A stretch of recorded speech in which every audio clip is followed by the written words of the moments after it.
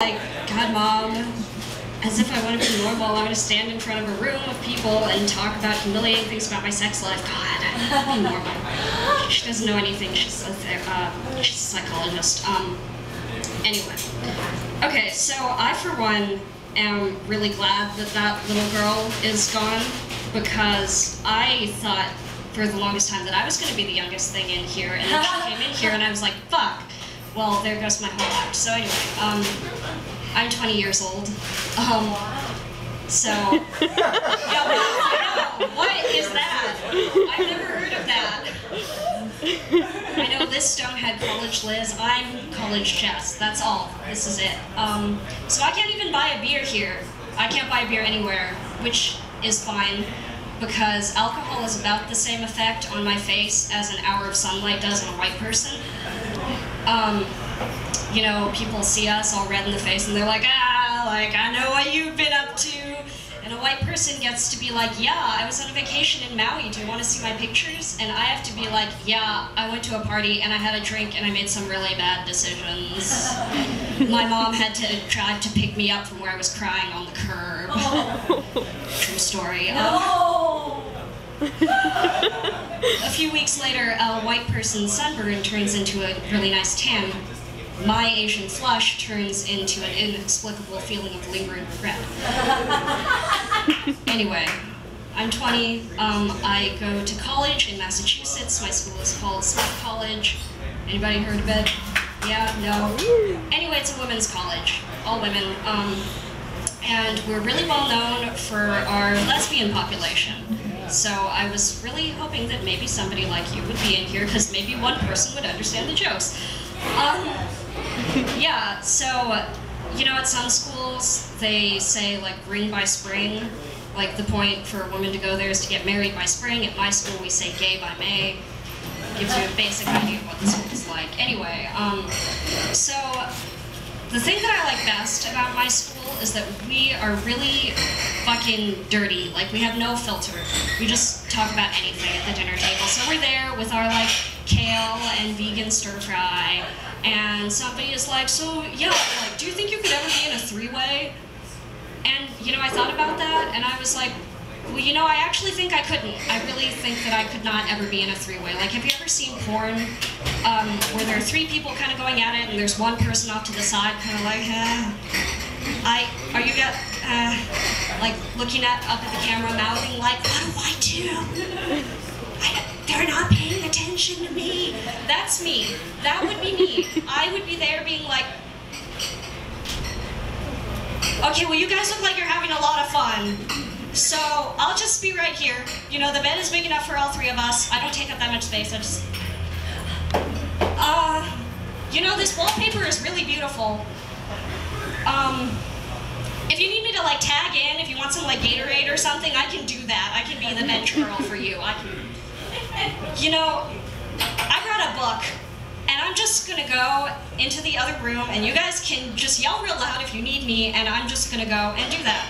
Yeah, like a couple days later, be like, yeah, you guys, guess what? The craziest thing happened to me. I had a three-way. I got so much homework done. Yeah, we have no filter. I'm pretty sure that we actually are trying to beat some sort of record for how fast a conversation can turn really fucking gross over dinner.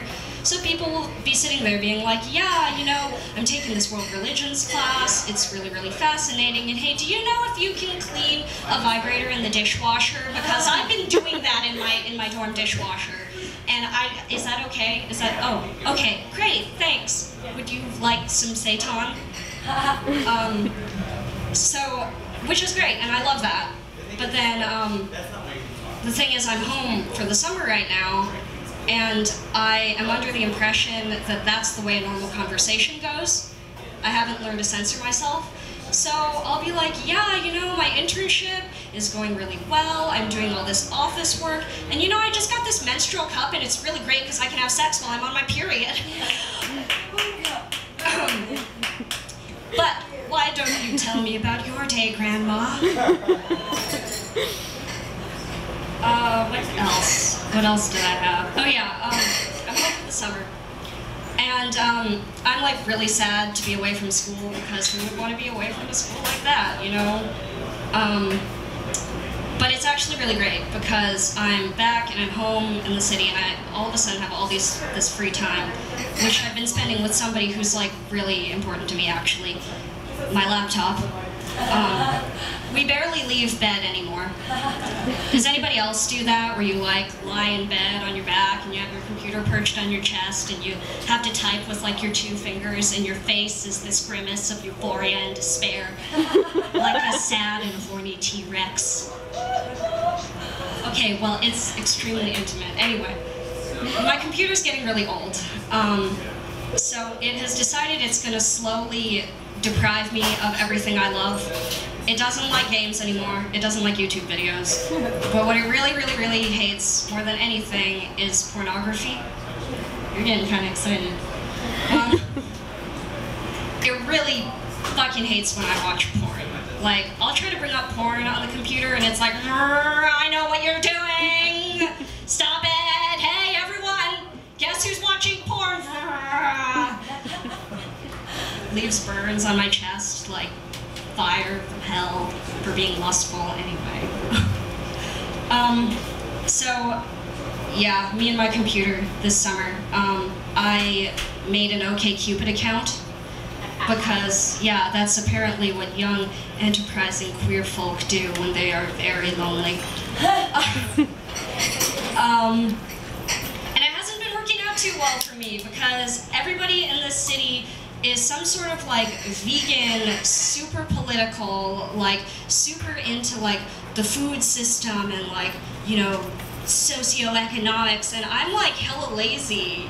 I'm like really lame. And this girl messaged me the other day, and she was like, hey, like it would be really cool if we could hang out. And I looked at her profile, and it said she was really into like empathy and like holistic living. And I looked at my profile being like, what did you think we have in common here? I'm pretty sure mine says that I can type really fast. And I'm like making this profile being like, yeah, my interests include theorizing about Nicki Minaj and like very dramatically lip syncing to Kelly Clarkson. Anyway, but it hasn't been all that bad. I've been having platonic coffee with this girl. And you said something about this, but lesbians have a really hard time telling when something is date coffee or platonic coffee. So anybody who meets me on the internet, they can tell this is how I distinguish between the two. Date coffee is when we go out and have coffee together. Platonic coffee is when I contort my body as far away from you as possible, and I loudly talk about the time that I threw up strawberries inside of a rental car, and then I leave to have dinner with my grandmother. And it's kind of awkward, because I don't actually want to be friends with this girl that I met on the internet. And we established that it was platonic coffee, but the thing is, when you date somebody, you can, at the end, kind of be like, well, you know, this was fun, like, let's be friends, and they understand that you don't want to date. When you have platonic coffee, it's not really okay to be like, you know, this was fun, I never want to see you again. That was all. Thank you.